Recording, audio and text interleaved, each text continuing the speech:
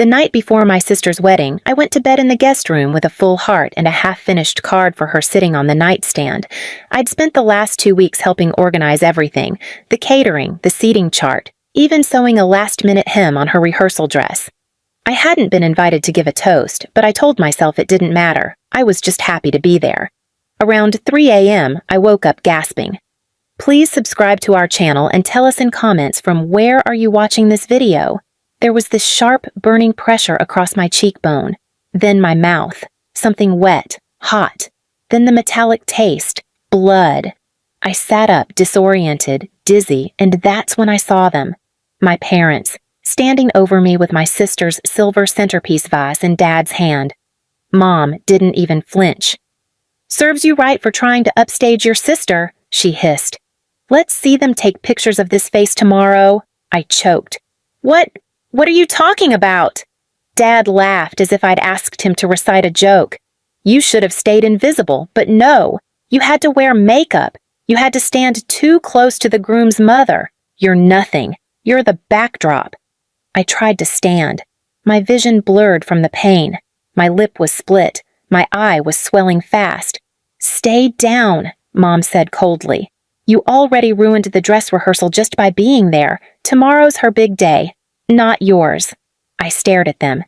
These were the people who raised me, who held my hand during thunderstorms, who told bedtime stories. They looked at each other and raised their champagne glasses, leftovers from the rehearsal dinner. "To peace and perfection," Dad toasted. "One less distraction." And they clinked. I crawled into the bathroom, locked the door. My hands shook as I turned on the light. The mirror made me scream. My cheek was deep red, swelling fast. A jagged gash ran just above my eyebrow. Blood dripped from my lips. I looked like I'd been mugged. I couldn't tell anyone. Not yet. Not in that house. I curled up on the bathroom floor, holding a towel to my face. I didn't cry. Not even once. That scared me more than the injury. I felt nothing. Just cold. In the morning, my sister banged on the door. "You better not make a scene. Don't you dare ruin this." Mom's voice joined hers. "You either come out and put on that dull gray dress we picked for you or you leave. Quietly." I opened the door. They all recoiled. "Oh my God," my sister muttered. "You look, Jesus, what did you do to yourself?"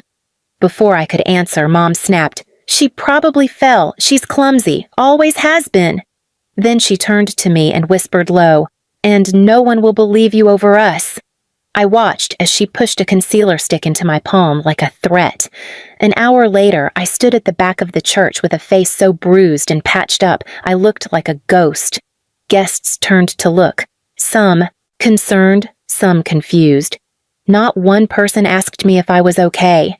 During the vows, Mom leaned over and whispered, "Smile, at least pretend to be useful." Dad chuckled. "She's lucky we even let her attend." That was the moment something inside me cracked. Not broke. Cracked. Sharp, thin, and precise like the tip of a scalpel. They thought I'd stay small. That I'd slink away, forget, disappear. But I was done being their background. And I already knew exactly what I'd do. The next morning, sunlight streamed through the thin curtains, but it felt like knives slicing through my skull. Every pulse in my face throbbed. I tried to move my jaw and felt the sharp sting where the skin had split overnight.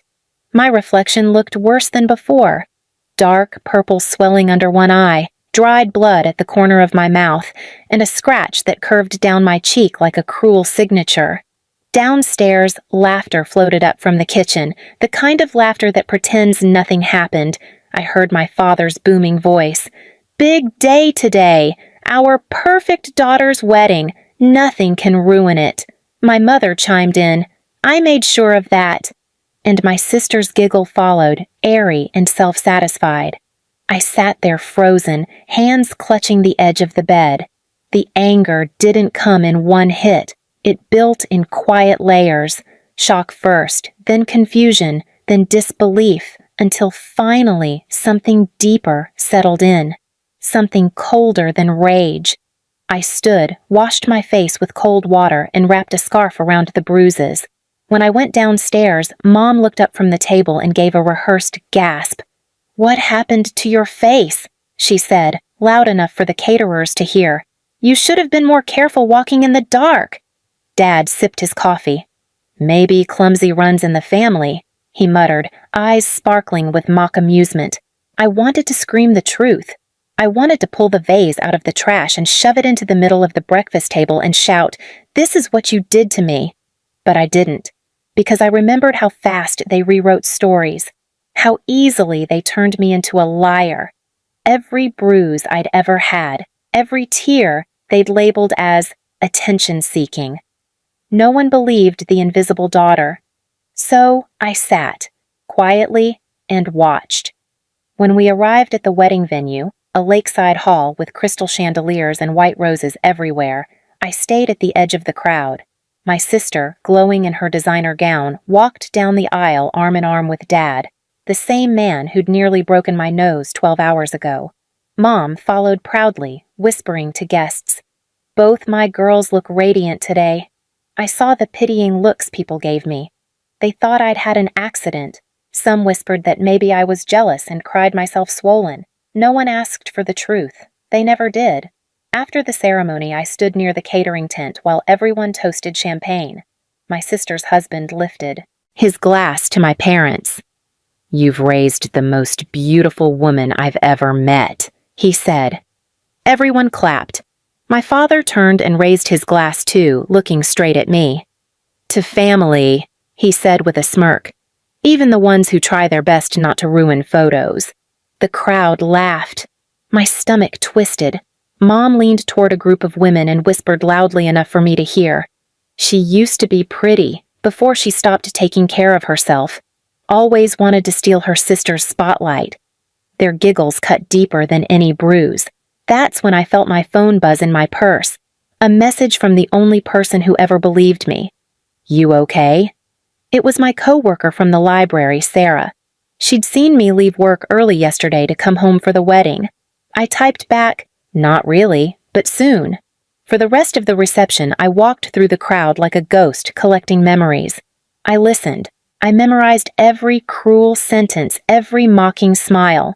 I watched my parents dance to soft jazz, clinking their glasses again, whispering, "Finally, something to be proud of." And that's when an idea began forming, slow, sharp, and deliberate. Not revenge through chaos, not screaming, not exposure, revenge through image. They cared about appearances more than life itself. Their pride wasn't love, it was currency. They spent it at church, at community meetings, at dinner parties. Our perfect family, our perfect daughters. They lived for it, so I decided to take it. After the reception, while the newlyweds posed for professional photos, I slipped into the bride's suite. My sister's phone was sitting unlocked on the vanity beside her lipstick and perfume. One tap, and I found everything. Her message threads with her friends, her fiancé's bachelor party photos, the not-so-innocent texts between her and the wedding planner. Every secret they'd tried to bury under champagne and pearls was right there. I didn't steal anything. I didn't send them out. Not yet. I just took pictures. Quiet, precise, time-stamped. Then I opened my father's phone from his jacket pocket. He never locked it.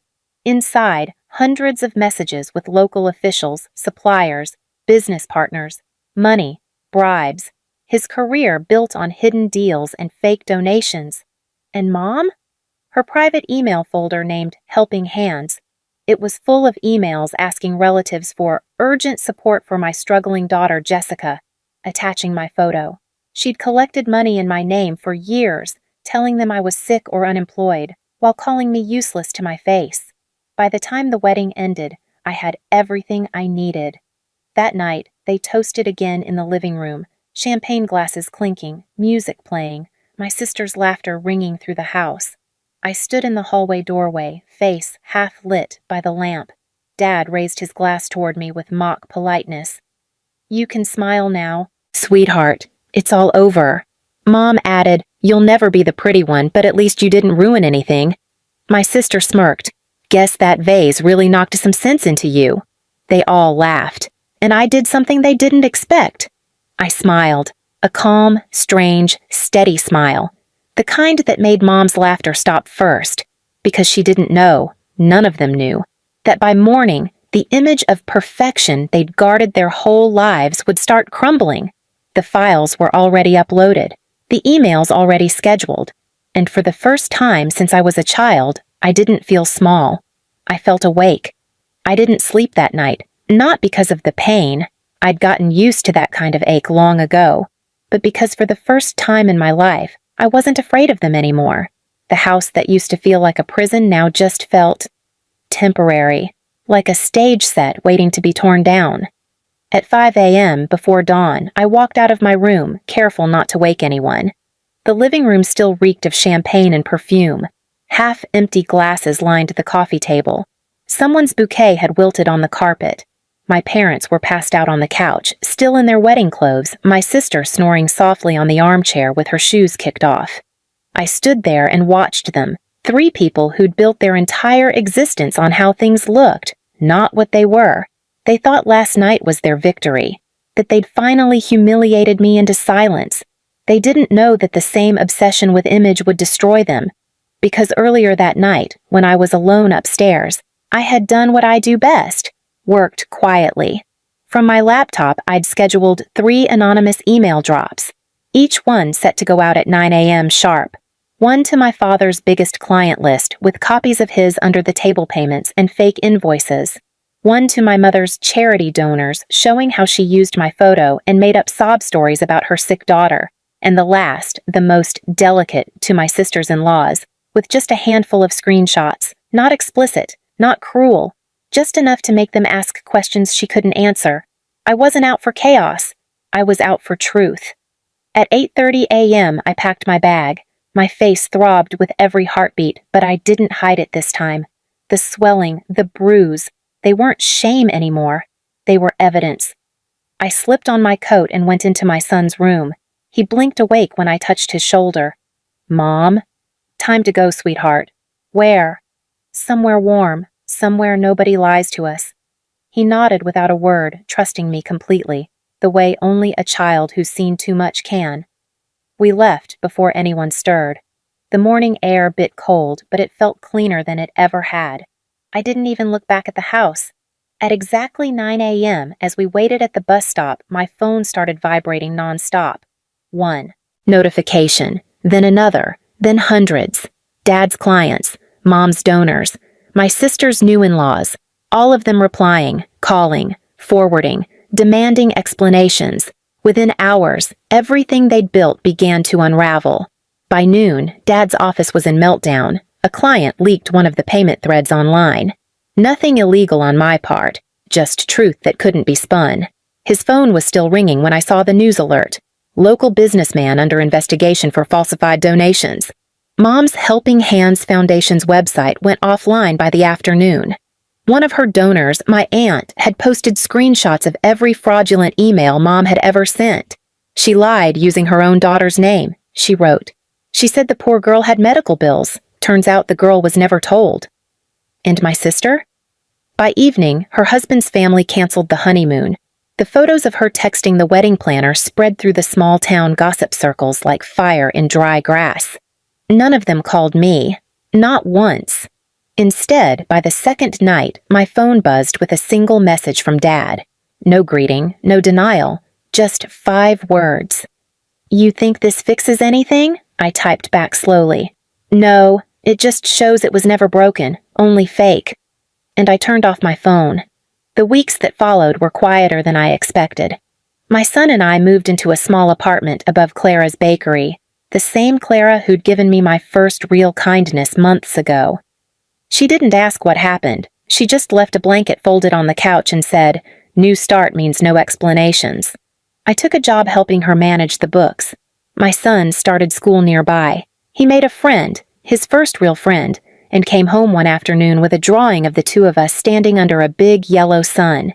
He said, "Mom, I made you look happy." I laughed, really laughed, for the first time in years. 2 months later, I received an invitation in the mail. No return address. It was a photograph printed on expensive paper. My parents sitting in their once proud living room, now half empty, auction signs visible through the window. My sister sat beside them, mascara streaked, expression hollow. Across the photo, in Mom's handwriting, were the words, "Are you happy now?" I pinned it to the refrigerator, not out of spite, out of remembrance, because happiness wasn't watching them fall. Happiness was knowing they couldn't hurt me anymore. One evening, after closing the bakery, Clara found me sitting on the porch steps, staring at the sunset. "You ever think you went too far?" she asked softly. I shook my head. "No, I think I finally went far enough." She smiled a little. "Good. Just don't look back too long. Even revenge loses its shine if you stare at it." I looked toward the horizon, the last of the light hitting my healing scar. It didn't bother me anymore. It wasn't ugly now. It was a map. Proof of what I survived. Proof that I could endure and rebuild.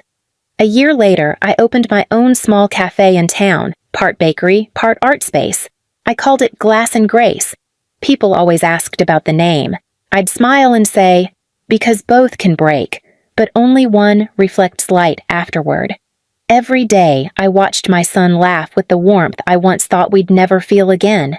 And sometimes, late at night when I closed up shop, I'd pass a newspaper stand and see my parents' names in tiny print, a reminder of the scandal they couldn't outlive, of the lies they could never clean. They used to toast to perfection. Now the only thing left for them to taste was regret. I didn't destroy them. They did that themselves. I just gave the world the mirror they'd smashed against me, and this time I was the one holding it steady. Please subscribe to our channel and tell us in comments from where are you watching this video.